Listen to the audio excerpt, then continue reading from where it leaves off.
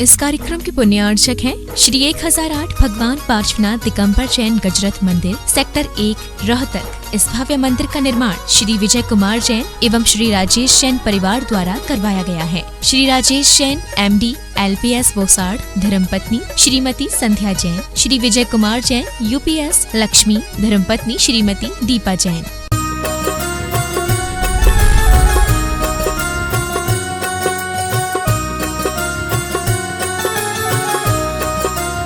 बोले देवादिदेव श्री आदिनाथ भगवान की जय जय जय। बोले श्री चंद्रप्रभु भगवान की जय जय जय। बोले देवादिदेव चिंतामणि पार्श्वनाथ भगवान की। बोले संत श्रोमणी गुरु आचार्य श्री विद्यासागर जी महाराज की। बोले परम पूज्य मुनि श्री प्रमाण सागर जी महाराज की। बोले परम पूज्य मुनि श्री हरेश सागर जी महाराज की। सत्य और संस्कृति का सजा भव्य वितान कदम मिलाकर चल पड़ी धर्म और विज्ञान। तीर्थराज संबिशेखर की तलहटी में स्थित आत्म विकास का दिव्य सदन, जैन सिद्धांतों की वैज्ञानिक प्रयोगशाला, जहां बोलेगा समोसरण ऐसे गुणायतन से परम पूज्य मुनिवर के मुखाग्नि से शंका समाधान का कार्यक्रम हम और आप प्रारंभ करें। उसके पूर्व जिनवाणी चैनल और प्रमाणिक के माध्यम से जिस कार्यक्रम को देख और सुन रहे हैं और पूरे भारतवर्ष से जो श्रावक श्राविका यहाँ पर उपस्थित हैं, उन सभी की ओर से परम पूज्य मुनिवर के श्री चरणों में त्रिवार नमन करते हुए निवेदन करेंगे। शंका समाधान के कार्यक्रम के लिए दोनों हाथ उठाएं, नमन करेंगे, बोलेंगे हे मुनिवर नमोस्तु, हे गुरुवर नमोस्तु, हे मुनिवर नमोस्तु। आइए गुरुवर के आशीर्वाद से हम और आप सायंकालीन शंका समाधान का कार्यक्रम प्रारंभ करें।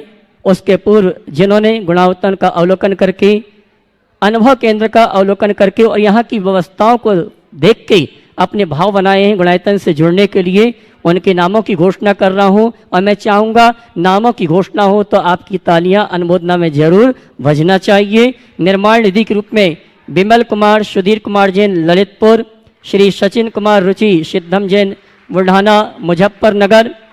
स्वर्णदान में स्वर्गीय विद्या देवी, आपकी तालियां बहुत कम हैं, स्वर्गीय विद्या देवी धर्मपत्नी स्वर्गीय देवेंद्र कुमार जी जैन, अनिल कुमार, बबली, राकेश, लवली, रिया जैन टुंडला फिरोजाबाद।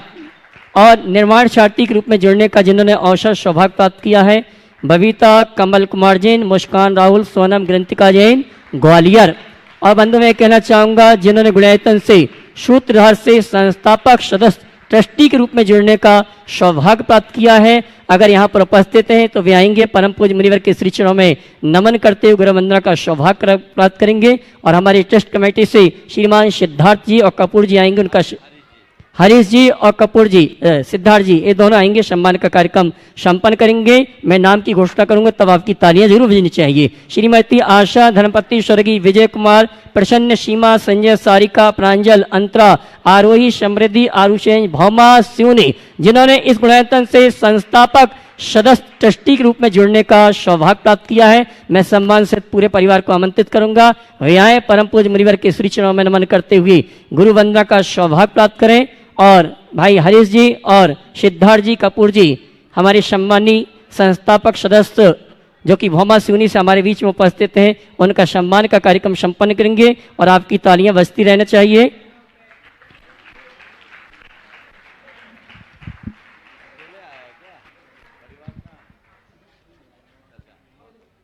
अब आगामी 1 नवंबर से 8 नवंबर तक कार्तिक माह की अष्टानिका में परम पूज्य मुनिवर के सानिध्य में सिद्ध चक्र महामंडल विधान में सिद्धों की आराधना करने का तीर्थराज संबिशेखर में सौभाग्य प्राप्त हो रहा है। और वो सौभाग्यशाली परिवार हैं जिन्होंने मंडल लेकर पूरे परिवार के साथ इस अनुष्ठान को करने का संकल्प लिया है। हमारे पास अभी 3 मंडल शेष हैं, जो भी पारस चैनल, जिनवाणी चैनल और प्रमाणिक ऐप के माध्यम से इस सूचना को सुन रहे हैं, उन सभी के लिए कहना चाहूँगा, अगर आपके भाव बनते हैं कि हम परम पूज्य मुनिवर के सानिध्य में सिद्धों की आराधना करने का अवसर सौभाग्य प्राप्त करना चाहते हैं, तो चैनल में जो नंबर चल रहे हैं उन नंबरों में आप संपर्क करके अपने मंडल को आरक्षित करा सकते हैं। और आइए हम और आप शंका समाधान के कार्यक्रम को प्रारंभ करें उसके पूर्व में आमंत्रित करूंगा हमारे आदरणीय ब्रह्मचारी विमल जी को शंका समाधान में ऑनलाइन प्रश्नों के लिए। नमोस्तु गुरुदेव, नमोस्तु। बिनौली बागपत से नितिन जैन पूछ रहे हैं, मेरी शंका यह है कि जब कोई व्यक्ति गांव में व्यापार करके कमाए गए धन से शहर में फिर से बोलिए विमल जी। हाँ। जब कोई व्यक्ति गांव में व्यापार करके कमाए गए धन से शहर में एक व्यापार शुरू करता है और कुछ दिन बाद वह बड़े व्यापारियों की श्रेणी में आ जाता है, तो यह कहना शुरू क्यों कर देता है कि गांव में कुछ नहीं रखा है, रुपया कमाना है तो शहर में आ जाओ। तो महाराज जी यह क्यों नहीं सोचता कि आज वह जो कुछ भी कमाया है गांव में कमाए गए धन के कारण ही है? समाधान कीजिए। बात समझ में नहीं आई, क्या पूछना चाह रहे हैं? हाँ हाँ, अच्छा, गांव से शहर में आकर रुपया कमाया तो सोचता है, वो कहता है कि गांव में कुछ नहीं धरा, जो कुछ कमाया वो शहर में कमाया। बिल्कुल ठीक है, एक अर्थ में ये बात माना जा सकता है, लेकिन ये बताओ गांव से गांठ में कुछ लेकर नहीं आया होता तो शहर में क्या कमाया? कमाने के अवसर जहाँ है वहाँ देखना चाहिए, लेकिन अपनी मातृभूमि को कभी भूलना नहीं चाहिए। एक कहावत है, बिना माइग्रेशन के संपत्ति का अर्जन नहीं होता। जो कम्युनिटी जितना ज़्यादा माइग्रेट हुई है उसने उतना ज़्यादा धन कमाया। धनार्जन के लिए देशाटन और विदेश यात्रा की परंपरा पौराणिक काल में भी रही है, लेकिन इसका अर्थ ये नहीं है कि हम अपने मूल को ही भूल जाएं। गांव में कुछ नहीं रखा है ऐसा कहने की जगह ये सोचना चाहिए वो गांव में ही मैंने जन्म पाया है और मेरा सब कुछ उस गांव में है। गढ़ा कोटा जिला सागर से प्रवीण सिंह ही पूछ रहे हैं, सफल जीवन बनाने के लिए ज़रूरत होती है एक ईमानदार आत्मावलोकन की, दूसरों की गलतियों की पहरेदारी करने की नहीं। तो हे गुरुवर, हमें एक ईमानदार आत्मावलोकन करने में किन किन बातों का ध्यान रखना चाहिए और कैसे करना चाहिए? अपनी ईमानदार आत्मा को आत्मावलोकन करने में किन किन बातों का ईमानदार आत्मावलोकन करने के लिए किन किन बातों का ध्यान रखना चाहिए? बहुत अच्छा सवाल है। अगर अपना आत्मावलोकन ईमानदारी से करते हैं तो 4 बातें ध्यान में रखें। पहली बात, अपनी कमजोरियों को सहज रूप से देखें। अपनी कमजोरियों को स्वीकार करें।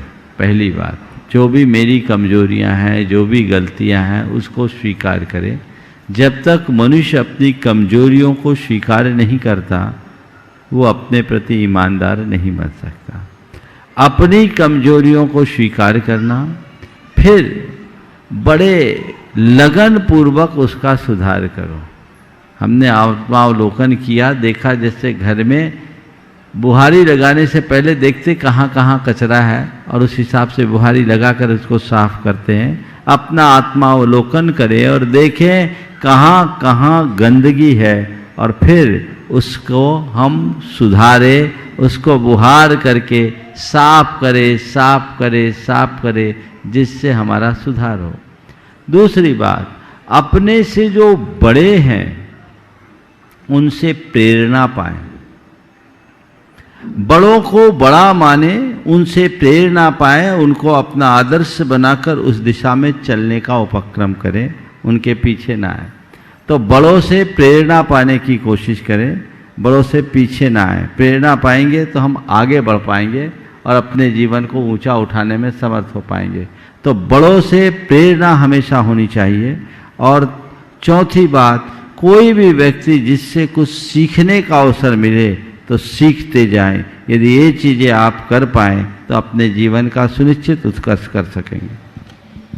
अजमेर राजस्थान से मंजू राकेश पाटनी पूछ रहे हैं, हमारे समाज में पहले महिलाएं सर पर पल्लू रखकर व पुरुष सर पर पगड़ी या टोपी पहनकर ही मंदिर में प्रवेश करते थे, लेकिन आज के समय में महिला पुरुष दोनों ही खुले सर मंदिर प्रवेश करते हैं। गुरुदेव, यह प्रथा लगभग समाप्ति ही हुई हो गई है। मेरी शंका यह है कि मंदिर जी में हमें सर ढक कर क्यों रखना चाहिए? क्या ऐसा कोई धार्मिक या वैज्ञानिक कारण है? समाधान। सिर ढकना हमारी एक परंपरा है जो हमारी मर्यादा का भी द्योतक होता है। इसलिए मंदिर में गुरु के समक्ष हमें अपना सिर ढक करके ही रखना चाहिए। जहाँ तक खुले बालों के साथ जाने का सवाल है, आजकल तो चलन ही हो गया, ढके सिर वाले कम, खुले सिर वाले ज़्यादा होते हैं। ये चलन है, ये आप जानिए आपको किस रूप में रखना है। लेकिन मैं आपसे ये कहता हूँ, जब आप सिर ढकते हो तो कहते हैं आपकी लाज ढकती, समझ गए? और सिर उघड़ गया यानी आपने अपना सम्मान खो दिया। अपने सम्मान को बनाए रखने के लिए और सामने वाले के सम्मान को सुरक्षित रखने के लिए हमें कुछ स्थानों में अपना सिर ढक कर रखना चाहिए, क्योंकि वो हमारी मर्यादा का प्रतीक है। चलिए। बाकल जिला कटनी से संजय सीमा मोदी पूछ रहे हैं, महाराज जी हमने कई बार गुरुओं के मुखारबिंद से प्रवचन में सुना है कि सागर या समुद्र को वे हमेशा गंभीर होने की संज्ञा देते हैं, जबकि उसी समुद्र में कई बार इतनी भयंकर लहरें उठती हैं कि सामान्य जीवन तहस नहस हो जाता है। तो फिर उस गंभीर कैसे कहा जाए? बिल्कुल ठीक है, सागर को गंभीर कहा जाता है और सागर कभी कभी सुनामी आने पर भयानक भी हो जाता है। रौद्र रूप जब उसका प्रकट होता है सब कुछ तहस नहस हो जाता है। फिर भी सागर गंभीर है, क्योंकि सागर ने आज तक अपनी मर्यादा का उल्लंघन नहीं किया। समझ गए? सागर अपनी मर्यादा का उल्लंघन नहीं करता, और जो अपनी मर्यादा के भीतर रहता है वो गंभीर कहलाता है। हमारे साथ कुछ भी हो, हम अपनी मर्यादा का उल्लंघन न करें। अंजड़ जिला बड़वानी से अंतिम कुमार जैन पूछ रहे हैं, कहते हैं कि समझदार व्यक्ति वही है जो अपनी ही गलतियों से सीख ले। इसी प्रकार जब कोई गलती करता है और टोको तो कहते हैं कि अभी सीख रहे हैं। तो महाराज जी सीखने के लिए गलतियां करना जरूरी है क्या? बहुत अच्छा सवाल है। समझदार वही है जो अपनी ही गलतियों से सीख ले।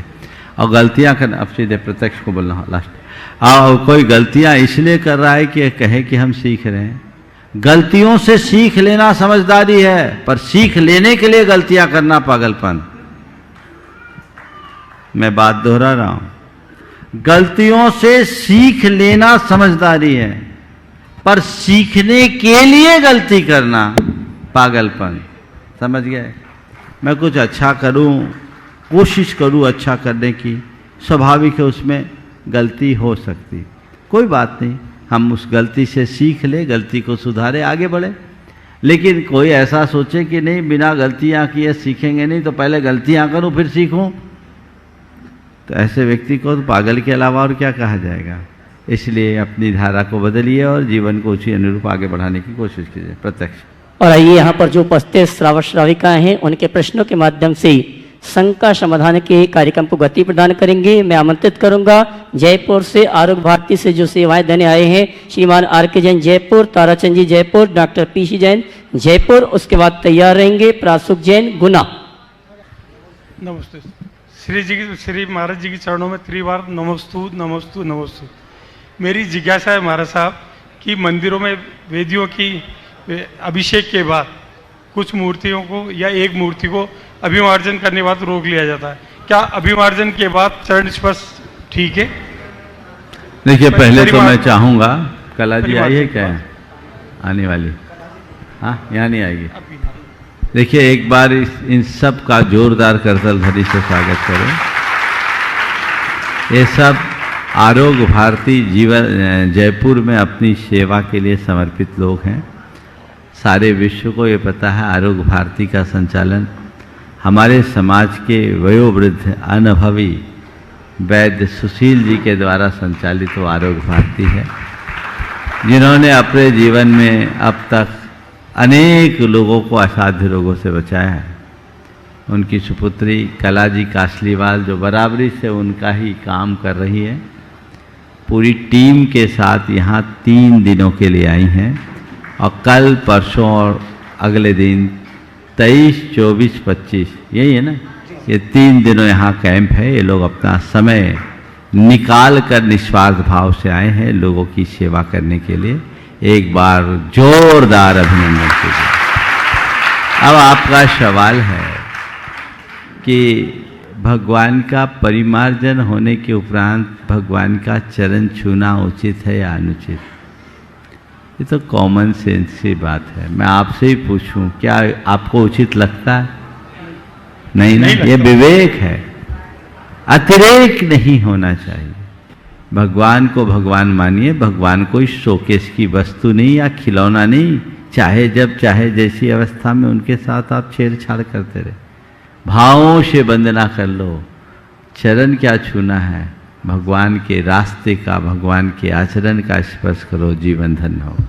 नमस्कार। नमस्ते। हाँ, पीछे जाए। नमोस्तु महाराज।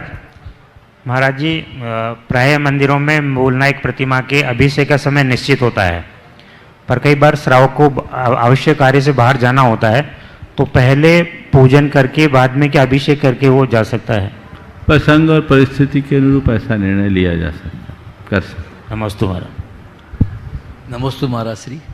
मेरा प्रश्न, जो आहार मुनियों को दिया जाता है उसमें कभी श्रावक के द्वारा गलती से या विवेकताहीनता की वजह से गलत भोजन, जैसे दही मट्ठे के साथ दूध दे दिया जाता है, तो मैं ये चाहता हूँ कि क्या ये सही है? इससे बहुत अच्छा। विरुद्ध आहार नहीं देना चाहिए, आहार में विवेक रहना चाहिए। पर आप लोगों में इतना भक्ति का अतिरेक होता है कि विवेक का पता ही नहीं। मैं एक बार आहार करना शुरू किया, 3 दिन का तो अंतराय था, और पहले ग्रास में महानुभाव 1 चमचा भर करके मिर्ची दे दी। 3 अंतराय वो भी शुरू की, एक प्रकार की पारना थी, और भाई साहब को ऐसा लगा जैसे बरबटी की सब्जी दे रहे हो, चम्मच नहीं चमचा भर कर, और वो भी बड़ी तीखी मिर्ची थी। और मैंने देखा, हाथ में दे दिया, मैंने उसकी तरफ देखा तो उसके चेहरे पर ऐसी चमक लगी जैसे कोई तीर मार लिया। हमने कहा भैया तूने तो मेरा आज काम कर दिया।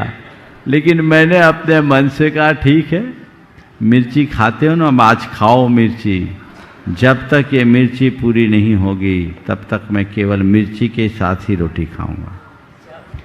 उस दिन मैंने केवल मिर्ची के साथ रोटी खाई, पानी पी के आ गया। अब बाद में क्या हुआ होगा आप सबको पता है। तो ये विवेक तो आपको रखना चाहिए, क्या खाएं, कैसे खाएं, क्या नहीं खाएं, ये देखो, है ना। बहुत ज़्यादा केवल देने की भावना नहीं, देने के साथ साथ विवेकपूर्ण क्रिया करनी चाहिए, तभी उसका परिणाम अच्छा है। नमस्ते महाराज श्री।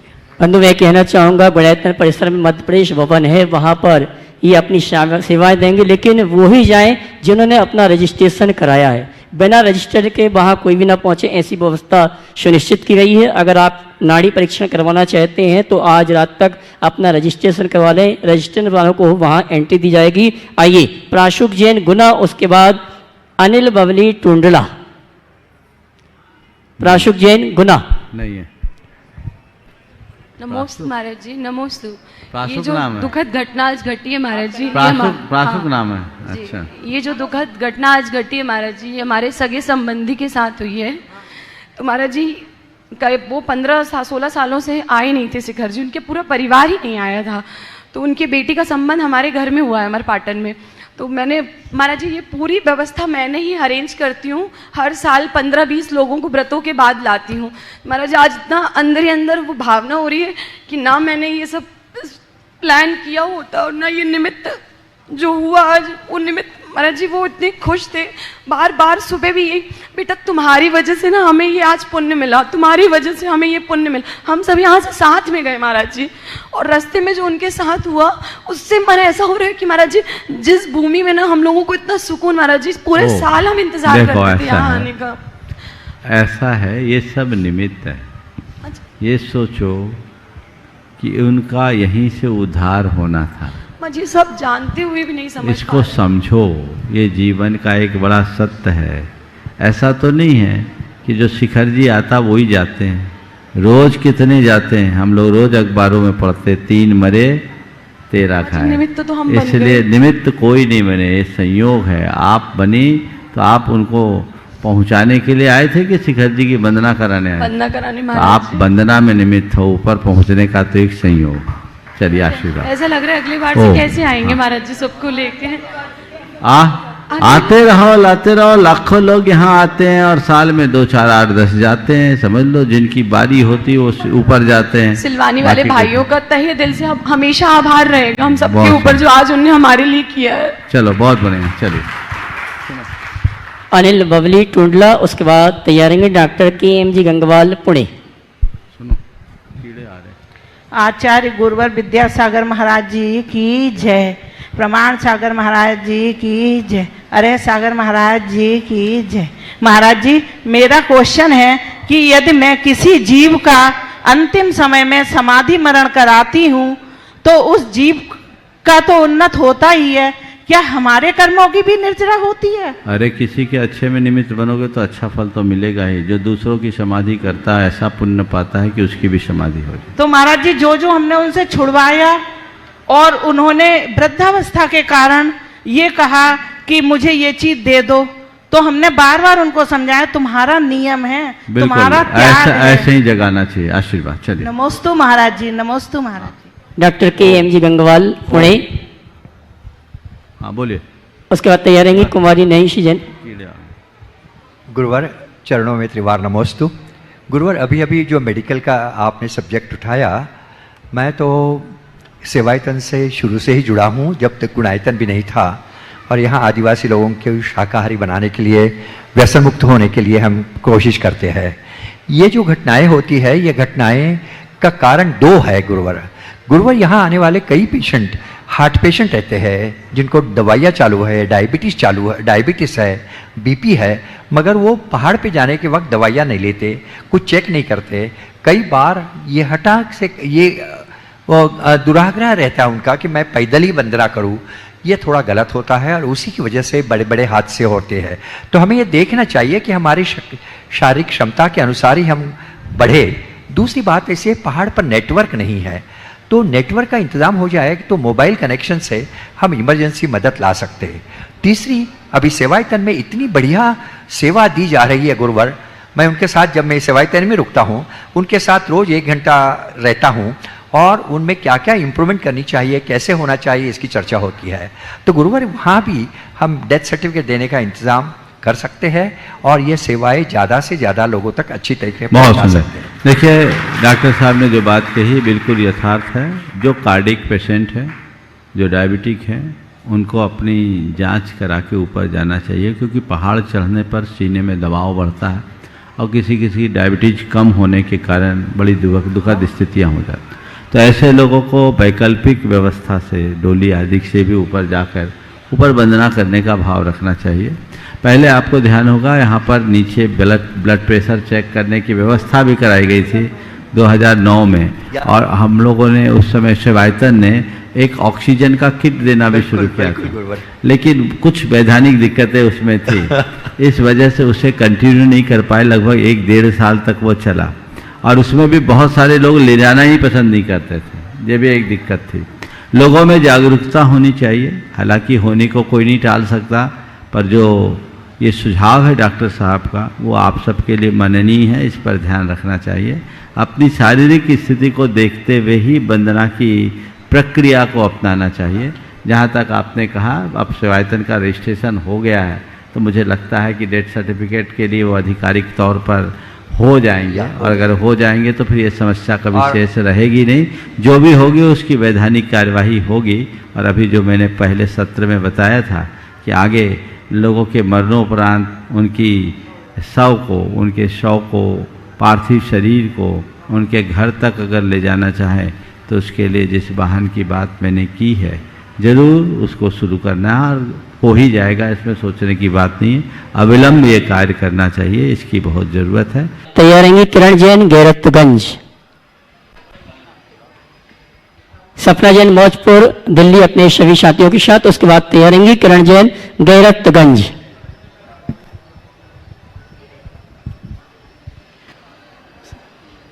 मुनि श्री प्रमाण सागर जी मुनिराज के चरणों में कोटि से नमोस्तु नमोस्तु नमोस्तु। मुनिराज, मेरी शंका ये है कि हम इस वर्तमान पर्याय में 10-20 साल हो, 40 साल हो, 50 साल हो, तो उसके लिए कितनी माया छल कपट करते हैं। कोई डॉक्टरी की पढ़ाई के लिए 10 साल 20 साल लगाकर मेहनत करता है, कोई इंजीनियर की पढ़ाई के लिए इतनी मेहनत करता है, लेकिन इस पर्याय के बाद जो हमारी और अनंतानंत पर्याय हैं, तो उसके लिए क्यों नहीं पुरुषार्थ करता, उसके लिए क्यों नहीं सोचता कि मेरी इस पर्याय के बाद क्या दशा होगी, क्या करना है मुझे उसके लिए। महाराज जी इस शंका का समाधान। बहुत अच्छा भाव प्रकट किया है। मुश्किल ये है कि व्यक्ति को ये पर्याय दिखती है तो वो इसके लिए उत्साहित रहता है, सचेष्ट रहता है, आगे की पर्याय नहीं दिखती। अपने मन से पूछो, कभी ऐसा लगता है कि मैं इस संसार में अनंतों भावों से भटकता आया और आगे भी मेरे न जाने कितने भाव हैं? कभी नहीं लगता। ज़्यादा से ज़्यादा आदमी सोचता है तो यही सोचता है मैं तो धर्मी हूँ, स्वर्ग तो जाऊँगा ही, सदगति तो मिलेगी और वहाँ जाऊँगा तो वो सारी फैसिलिटीज अपने आप मिल जाएगी। ये जो धारणा है, ये धारणा हमें उलझाती है। हमें अपना दृष्टिकोण साफ रखना चाहिए, जीवन की वास्तविकता को समझते हुए काम करना चाहिए। आइए इस परिवार के एक बेटा पुण्यम जैन दिल्ली जो यहाँ पर उपस्थित है, मम्मी पापा इनको पैसा देते हैं, ये गोलक में डालते हैं और इन्होंने संकल्प किया कि ये जितनी राशि है हम गुणायतन के लिए समर्पित करते हैं। जोरदार जोरदार ताली बजावे इस छोटे बच्चे से के लिए। आजा बेटी, यहाँ आ जाओ, कवर करना। ताली बजाइए अच्छे से, बहुत ही सुंदर भाव है। खड़े रहो, खड़े रहो, खड़े रहो। ओम, क्या नाम है? पुण्यम। हेलो। ठीक। पुण्यम जैन एक छोटा सा बैठा है, दिल्ली से आया है। मम्मी पापा प्रतिदिन पैसा देते थे, गुल्लक में डालता था और ये संकल्प किया था कि जब भी हम गुणायतन शिखर जी आएंगे ये संपूर्ण राशि गुणायतन के लिए समर्पित करेंगे। बहुत सुंदर। आइए किरण जैन गैरतगंज, उसके बाद एक सवाल और है उसकी माँ का, बोलो। श्री के चरणों में 3 बार नमोस्तु नमोस्तु नमोस्तु। महर्षि, मैं अपने बच्चों को कैसे संस्कार दूं कि जिससे कि वो धर्म के मार्ग पे बढ़ जाए? बस पहले तो अपने आप को धर्म से लगाओ, महर्षि हम तो अपने कर रहे हैं, संस्कारों को कोशिश प्रबल और प्रगाढ़ बनाओ और हमेशा भावना भाव कि मेरे बच्चे में धर्म के प्रति लगाव हो। 4 बातें इसके अंतस में अंकित करो। पाप से डर, समझ गए? दूसरी बात कुल का गौरव, तीसरी बात हृदय में संवेदना, समझ गए? और चौथी बात धर्म के प्रति इसकी धर्म की महिमा का बोध, धर्म की महत्ता यदि इस बच्चे के मन में प्रारंभ से बिठा दे तो बड़े होने के बाद इसे कुछ कहने की आवश्यकता शेष नहीं रहेगी। किरण जैन गैरतगंज, उसके बाद तैयार रहेंगे राही शुभम जैन महावीर सेवादल घनसौर। महाराज श्री एक मैंने आज महाराज जी से एक प्रतिमा का व्रत लिए हैं, मैं आगे इसी मार्ग पे बढ़ती रहूं, महाराज जी आशीर्वाद दीजिए। आगे चलिए। किरण जैन गैरतगंज, उसके बाद तैयार रहेंगे राही शुभम जैन महावीर सेवादल घनसौर। शुभम बोलो, आप अगला नाम बोलो, अगला नाम बोलो। राही जैन घनसौर और शुभम जैन। नमोस्तु नमोस्तु नमोस्तु, पूरे समाज की ओर से नमोस्तु भगवान। महाराज श्री, मेरा क्वेश्चन था कि हम एक इंद्रिय फल फूल पृथ्वी का एक वनस्पति का एक जीवों का भोजन करते हैं तो उसमें हमें दोष क्यों नहीं लगता, और लगता है तो क्या लगता है? देखो, शरीर है, भोजन तो करना ही पड़ेगा, बिना भोजन किए तो चलेगा नहीं। अब तुम्हारा सवाल है कि जब हम एक इंद्रिय, सब्जी भी जीव है और प्राणी भी जीव है, तो फिर सब्जी की जगह प्राणी खा ले, है ना? तो मैं उनसे ये कहूँगा कि प्राणी में और वनस्पति में बहुत अंतर है, दोनों में बुनियादी फर्क है, दोनों एक रूप नहीं है, समझ गए? किसी ने मुझसे एक बार कहा कि जब हम सब्जी खा सकते तो उसको क्यों नहीं खा सकते? तो मैंने कहा, पेड़ में पत्ती टूट करके गिर जाए तो दूसरी पत्ती उगाती, तुम्हारा कान कट के गिरे तो दूसरा कान नहीं उगे, समझ गए? दोनों में बहुत अंतर है। तो वनस्पतियाँ खाद्य है क्योंकि उनकी लाइफ सर्किट छोटी होती और वो प्रकृति ने इसीलिए उत्पन्न किया है, बाकी चीज़ें नहीं। नमस्ते। आगे सीमा जैन दिगोड़ा और उसके बाद तैयार रहेंगे राजीव जैन दिल्ली। जल्दी आइए, एक नाम और बोलिए, और नाम बोलो। राजू जैन दिल्ली, उसके बाद तैयार रहेंगे अजित दीवान श्यामनगर जयपुर। नमोस्तु महाराज जी, नमोस्तु महाराज जी। देगौड़ा जैन समाज के तरफ से नमोस्तु महाराज जी।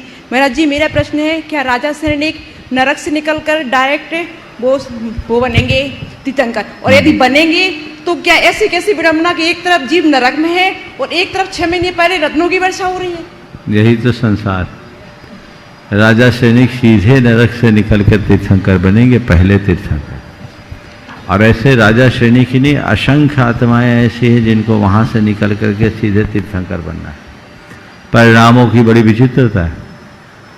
कोई पाप करता है तो उसका फल भोगना पड़ता है, और पाप का पश्चाताप करे तो पाप को बहुत अंशों में साफ भी कर सकता है। राजा सैनिक ने पाप किया, आज उसे नरक जाना पड़ा। उसने अपने जीवन काल में पूरा जीवन पुण्य में बिताया। भगवान महावीर से 60,000 प्रश्न पूछे, भगवान महावीर के प्रथम श्रोता के रूप में प्रतिष्ठित हुआ। तो महाराज जी क्या ऐसा हम लेकिन उसने जो पाप किया था, मुनिराज पर उपसर्ग किया, उनके गले में मरा सांप डाला, उस पाप से उसने 7वें नरक की आयु बांध ली थी। बाद में पश्चाताप किया, वो आयु थोड़ी कम हुई, वो पहले नरक में गया। 84 लाख 33 सागर की आयु घटकर 84,000 वर्ष भर बन गई। उसे अपने विशुद्धि से तीर्थंकर प्रकृति का बंध भी कर लिया, लेकिन नरक से अपने आप को नहीं बचा सका। नरक तो उसे जाना ही पड़ा है। वहाँ से आएगा, तीर्थंकर होगा, यानी वो सजा भुगत करके अपने जीवन को ऐसा बनाए कि सारे जगत का उद्धारक बन जाए।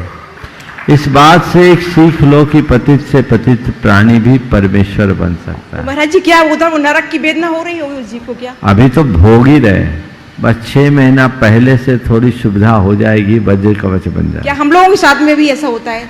सब कोई वंचित नहीं। नमोस्तु महाराज। राजू जैन दिल्ली, उसके बाद तैयार रहेंगे अजित दीवान श्यामनगर जयपुर, उसके बाद सुधाकर सिंगारे बैतूल मध्य प्रदेश।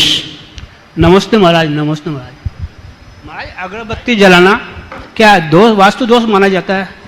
आजकल ये यूट्यूब पे इन पे बताया जा रहा है कि वास्तु दोष होता है इसके अंदर अगरबत्ती जलाना। यूट्यूब में बताया जा रहा है वास्तु दोष।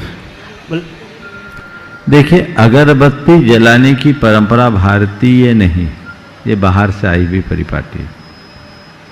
भारत में तो धूप जलाया जाता है, समझ गया? धूप जलाना चाहिए, उत्तम यही है।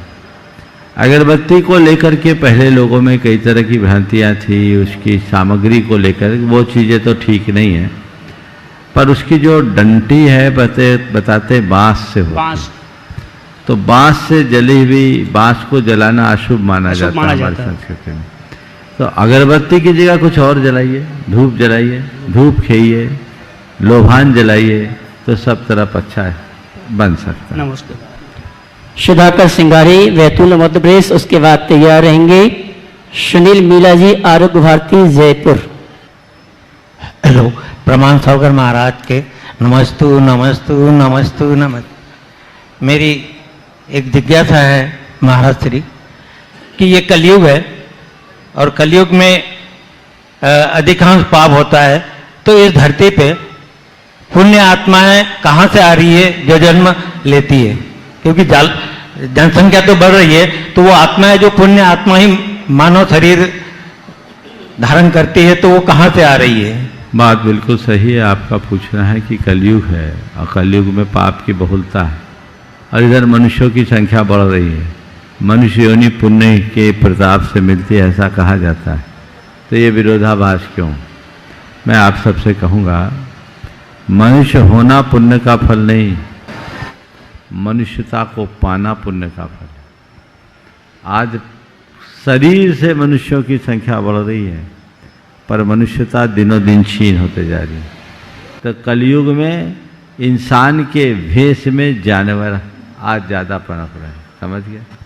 इसलिए भले संख्या बढ़ रही है, पर मानवता कदम दर कदम पतित होते जा रही है। फिर भी अभी उतना खोटा काल नहीं आया क्योंकि आज भी संतों का इस धरती पर सद्भाव है, और जब तक संत रहेंगे धरती सुरक्षित रहेगी। नमस्ते महाराज, नमस्ते। श्रीमान सुनील मीना जी, आरोग्य भारती जयपुर। उसके बाद राहुल जैन सिलवानी अपने सभी साथियों के साथ।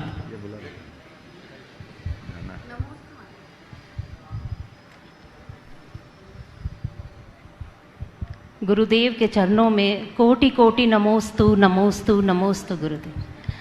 सबसे पहले तो गुरुदेव, आज मन बड़ा प्रसन्न है कि 7 वर्षों से हम निरंतर प्रयास कर रहे थे आपके दर्शन के लिए, लेकिन कुछ ऐसे अंतराय कर्म का उदय था कि हम आपके दर्शन को कभी आ नहीं पाए, और आज ऐसे पुण्य का उदय हुआ कि हम आपके दर्शन के लिए यहाँ पर आपके समक्ष हैं।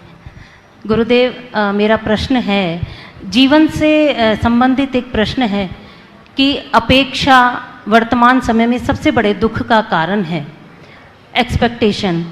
और हो सकता है हम किसी से अपेक्षा ना करते हों, लेकिन सामने वाला हमसे अपेक्षा रखे, और अगर हम उसकी अपेक्षा पर खरे ना उतरें तो विवाद तो होगा ही।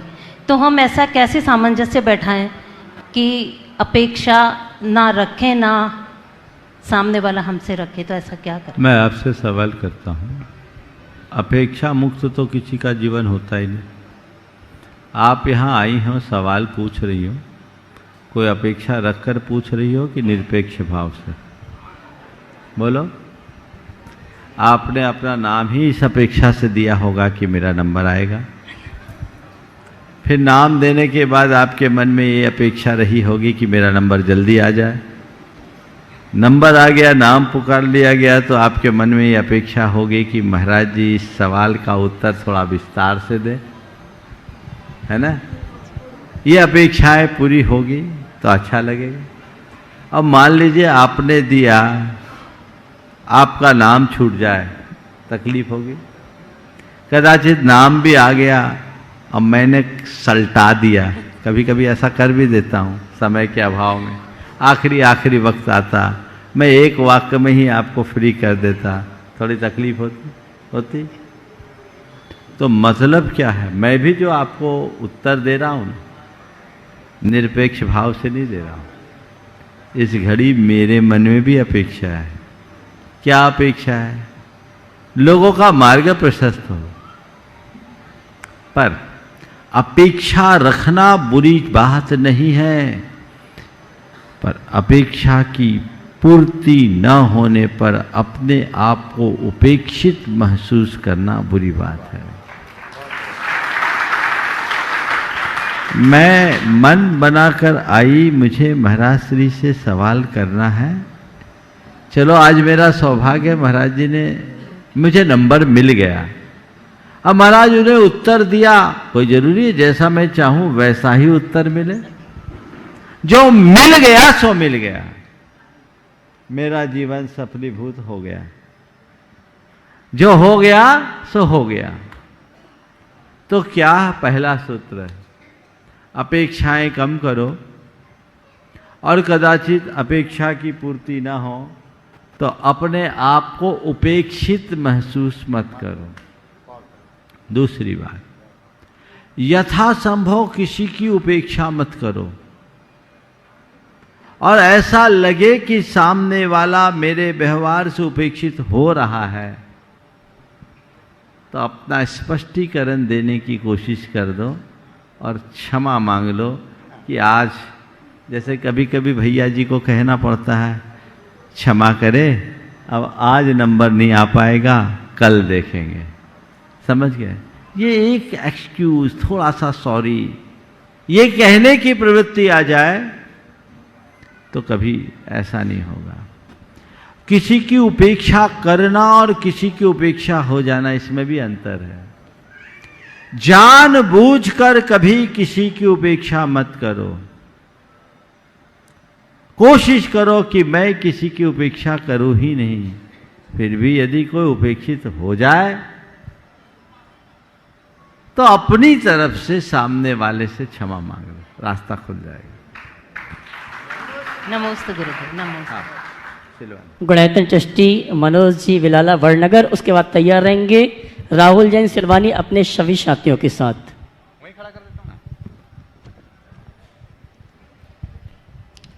गुरुदेव के चरणों में बारंबार कोटिस नमन।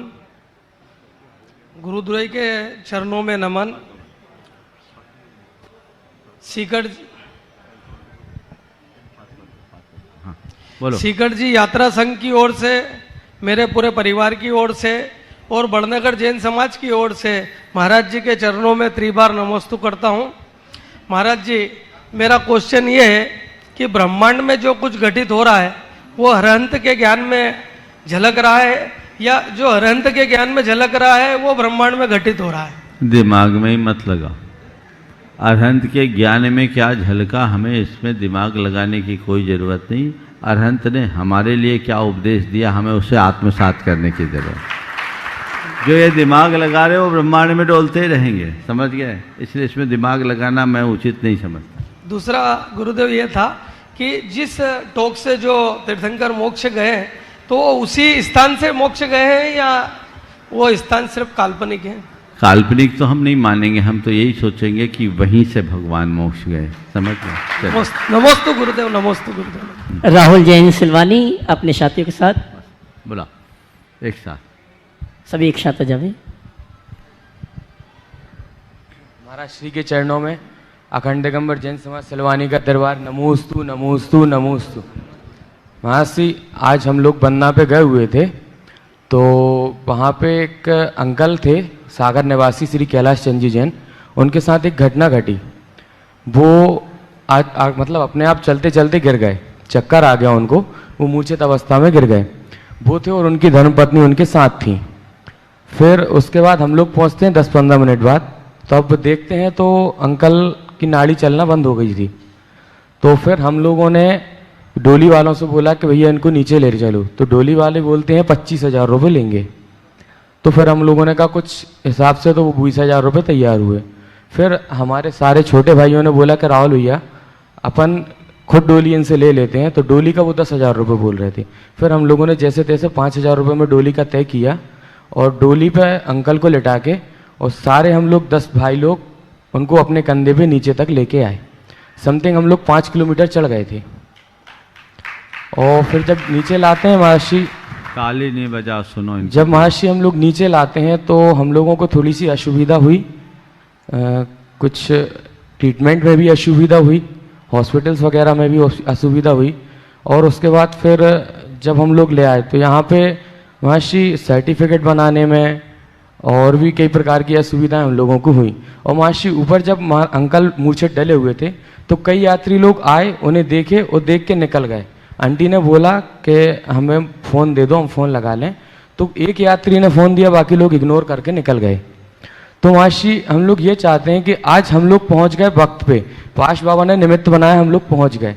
कल के दिन महर्षि यदि कोई और के साथ ये घटना होती है और इस प्रकार का कुछ होता है तो महर्षि इसका समाधान चाहते हैं। महर्षि समाधान दीजिए। देखिए, बहुत दुखद बात है, कोई भी पर्वत की वंदना करने आता है और बीच में यदि उसके साथ इस तरह की स्थिति होती है तो उसके और उसके परिवार के लिए तो दुखदाई होता ही।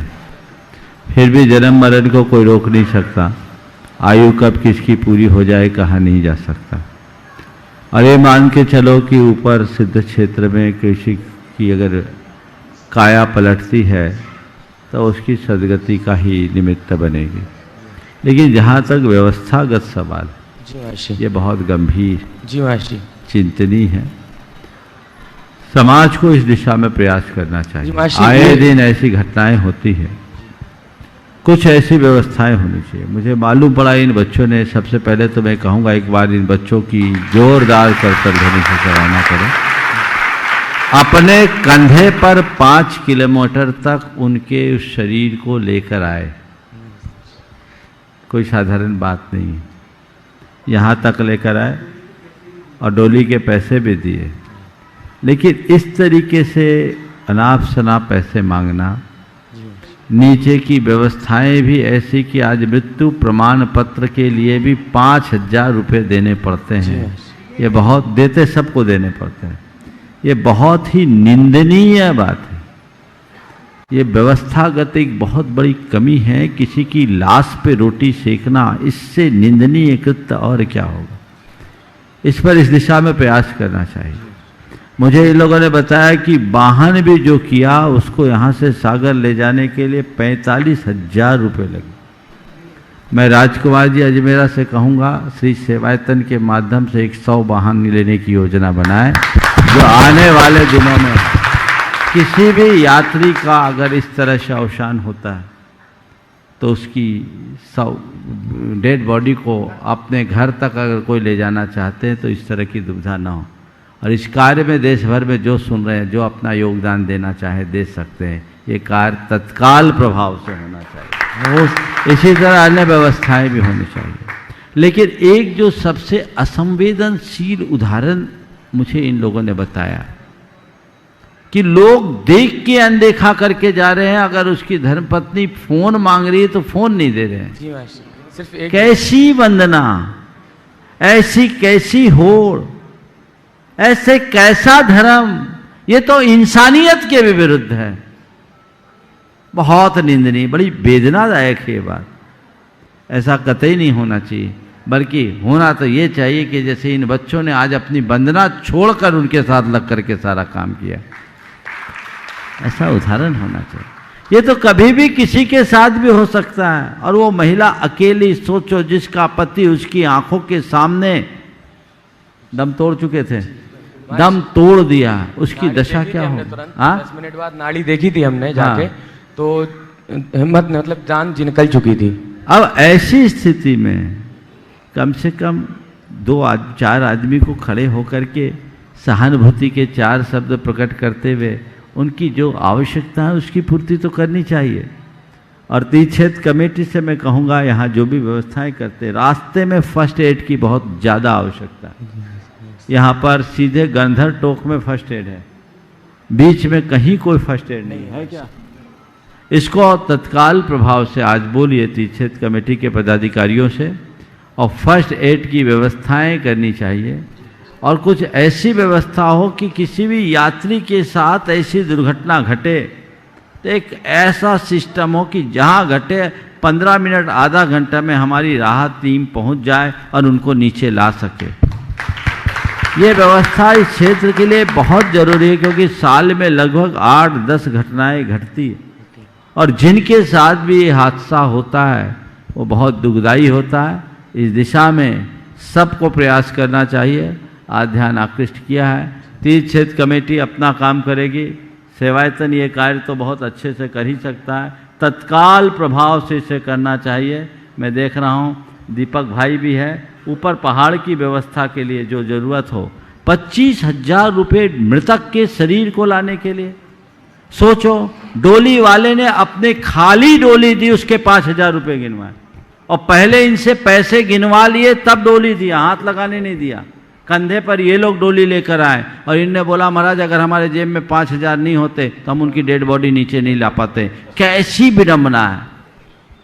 पैसे के लिए लोग कितना नीचे गिरेंगे, वो भी ऐसे पावन तीर्थ क्षेत्र पर।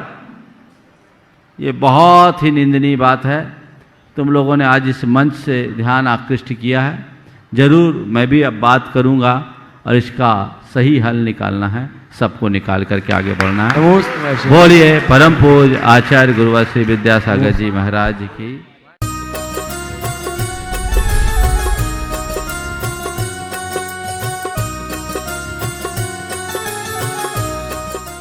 इस कार्यक्रम के पुण्यार्चक थे श्री 1008 भगवान पार्श्वनाथ दिगंबर जैन गजरथ मंदिर, सेक्टर 1 रोहतक। इस भव्य मंदिर का निर्माण श्री विजय कुमार जैन एवं श्री राजेश जैन परिवार द्वारा करवाया गया है। श्री राजेश जैन MD LPS बोसाड़, धर्मपत्नी श्रीमती संध्या जैन, श्री विजय कुमार जैन UPS लक्ष्मी, धर्मपत्नी श्रीमती दीपा जैन।